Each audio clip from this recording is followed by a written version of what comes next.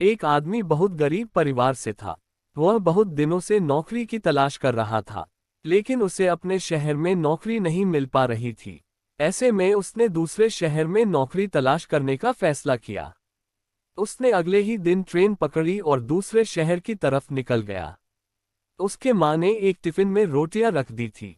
वह आदमी इतना गरीब था कि उसके घर में सब्जी नहीं बनती थी, क्योंकि सब्जियों के लिए पैसे नहीं थे।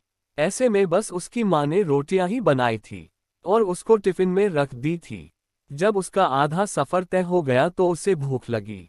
उसने टिफिन निकाला और रोटियां खाने लगा। जिस तरह से वह रोटियां खा रहा था, उसके आसपास बैठने वाले लोग उसे देख रहे थे।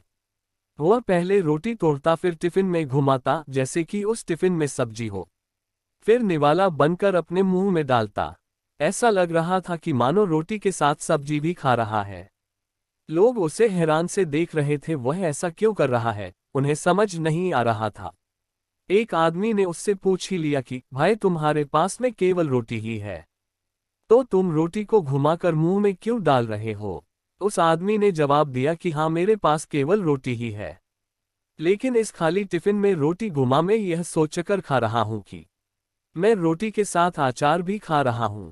दूसरे व्यक्ति ने पूछा, क्या इससे उससे आदमी को अचार का स्वाद आता है? उस आदमी ने कहा कि मैं रोटी अचार सोचकर खा रहा हूं तो मुझे स्वाद भी आ रहा है।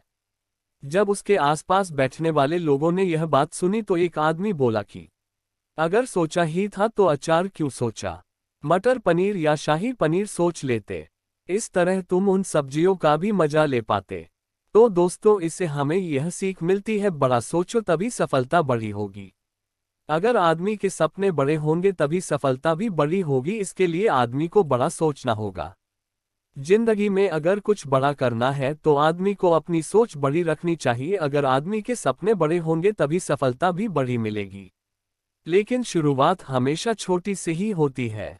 बूंद बूंद से समंदर।